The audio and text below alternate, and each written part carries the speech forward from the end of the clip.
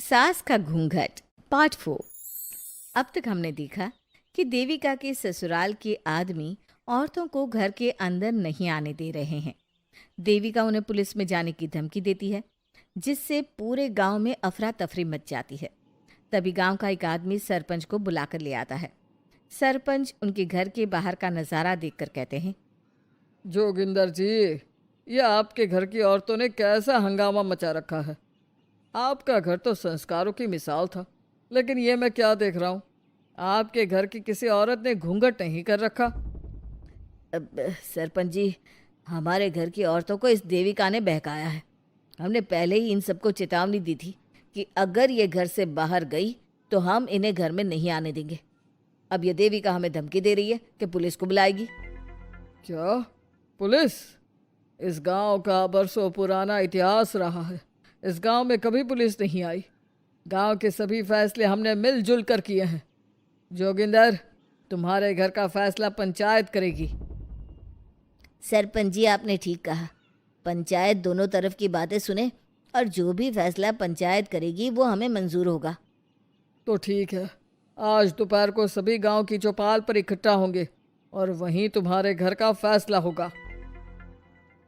सरपंच वहां से चला जाता है। घर के आदमी घर के अंदर जाकर दरवाज़ा बंद कर लेते हैं और घर की औरतें वहीं घर के बाहर पेड़ के नीचे बैठ जाती हैं। तभी विमला कहती है, देविका बहू, तुम्हें भूख लगी होगी ना? नहीं माँ जी, मुझे भूख नहीं लगी, मैं ठीक हूँ। बहू, तेरा बच्चा छोटा है अभी, तुझे भूखा नहीं रहना चाहिए। वेदा, सुजाता, जाओ पास में जो पंडित जी का बाग है ना, वहाँ से कुछ फल तोड़ लाओ। वीना और सुजाता पास के बगीचे से खूब सारे फल तोड़ कर ले आती हैं। सभी औरतें फल खाती हैं। तभी देविका कहती है, आप सब घर से बाहर निकली, घूंघट उतार दिया तो इन मर्दों की इज्जत चली गई, लेकिन हम सब घर के बाहर भूखे प्यासे बैठे हैं। इस बात पर इन अहंकारी मर्दों को शर्म क्यों नहीं आ रही? हाँ देविका, तुम ठीक कह रही हो। अगर हम मर भी जाए ना, तब भी इन मर्दों के लिए इनके बनाए गए नियम कानून ही अहम रहेंगे, हम नहीं। सुजाता भाभी, मुझे तो सबसे ज़्यादा सचिन पर गुस्सा आ रहा है। उसने मुझसे लव मैरिज की थी, क्या क्या वादे किए थे कि मेरा साथ कभी नहीं छोड़ेगा, और आज उसने मेरा साथ छोड़ दिया। अपने बच्चे को एक बार भी नहीं देखा उसने। देविका, वो शुरू से ही ना डरपोक रहा है, लेकिन इन सारी बातों को छोड़ो। मुझे तो इस बात की चिंता हो रही है कि पंचायत में न जाने क्या फैसला होगा। पता नहीं वो इंसाफ करेंगे भी या नहीं। वीना दीदी, आपको अभी भी पंचायत से इंसाफ मिलने की उम्मीद है? अगर इस गांव की पंचायत में सच में इंसाफ करने की भावना होती तो सरपंच जी अभी हमें घर के अंदर जाने देते। देखा नहीं कितना जहर उगल कर गए हैं हमारे खिलाफ। तो बहू, अब हम क्या करेंगे? पंचायत तो हमारे खिलाफ ही फैसला सुनाएगी। पहले तो हम अपनी सारी बातें रखेंगे। अगर ये लोग नहीं माने तो आपको वही करना होगा जो मैं कहूँगी। लेकिन एक बात आप याद रखना, किसी भी सूरत में हम झुकेंगे नहीं, क्योंकि हम सही हैं। देविका सभी औरतों को समझा रही थी। तभी वहाँ एक गांव वाला आता है। आप सभी को पंचायत में बुलाया है। उस गांव वाले की बात सुनकर सभी औरतें पंचायत में पहुंचती हैं। वो देखती हैं कि उस पंचायत में सारा गांव इकट्ठा हो गया है। बहुत सारी औरतें लंबे लंबे घूंघट करके वहां आई हुई हैं। तभी पंचायत की कार्यवाही शुरू की गई और घर के आदमियों से पूछा गया कि वो घर की औरतों को घर में क्यों नहीं रखना चाहते। हमारे घर की औरतें ना तो घूंघट उतारती है और ना ही किसी डॉक्टर से इलाज करवाती है, और हमारे मना करने के बाद भी इन सब ने घर से बाहर कदम रखा, हमसे ऊंची आवाज़ में बात की। हमने इन सबको चेतावनी भी दी, लेकिन इन्होंने हमारी बात नहीं सुनी। अब ये सभी औरतें हमारे घर में नहीं रह सकती। अब औरतें अपना पक्ष रखें। ये कानून की किस किताब में लिखा है कि औरतों को घूंघट करना चाहिए? और अगर मेरे ससुराल की औरतें मुझे डॉक्टर के पास ना लेकर जाती तो ना मेरा बच्चा जिंदा बचता और ना ही मैं। लेकिन दाई अम्मा से हम इलाज करवा रहे थे ना। दाई अम्मा को कुछ समझ में नहीं आ रहा था। देविका का इलाज दाई अम्मा के बस की बात नहीं थी। काफी देर तक दोनों पक्षों में बहस चलती रही।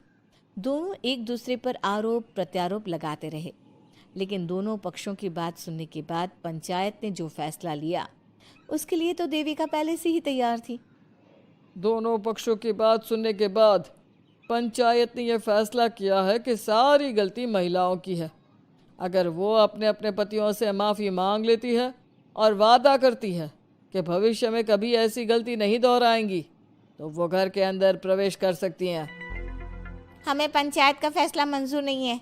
हमने कोई गलती नहीं की जो हम माफ़ी मांगे। और किस बात का वादा करें हम? हमने देविका की जान बचाई है, तो आप हमसे भविष्य में किसी की जान ना बचाने का वादा ले रहे हैं क्या? अगर तुम्हें पंचायत का फैसला मंजूर नहीं है तो तुम सबको घर में नहीं पुरानी हवेली में रहना होगा, जो अब खंडहर बन चुकी है। यह खंडहर तुम्हारे घर के सामने ही है। सरपंच जी, आपका फैसला सही नहीं है। एक बार और सोच लीजिए इस फैसले के बारे में। ओ शहर की छोरी, 4 किताबें क्या पढ़ ली, हमें सही गलत का पाठ पढ़ाएगी? तुझे पता नहीं कि पंचायत का फैसला यहाँ सदियों से चलता आया है और लोग उसी को मानते आए हैं। अच्छी तरह जानती हूँ सरपंच जी। अगर मैं चाहूँ तो आपके इस फैसले को कोर्ट की चौखट तक ले जा सकती हूँ। पुलिस को बुलाकर अभी घर के अंदर जा सकती हूँ।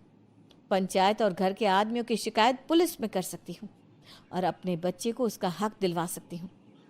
लेकिन नहीं, मैं ऐसा नहीं करूँगी। मैं उसी खंडहर में रहूँगी और इस गांव के आदमियों को दिखा दूंगी कि औरत खंडहर को भी महल बना सकती है, और वो भी बिना किसी आदमी की मदद के। सारे गांव की औरतें देविका की बातें सुनकर हैरान हो जाती है। उनका जीवन घूंघट और घर के 4 दीवारी के बीच में ही था।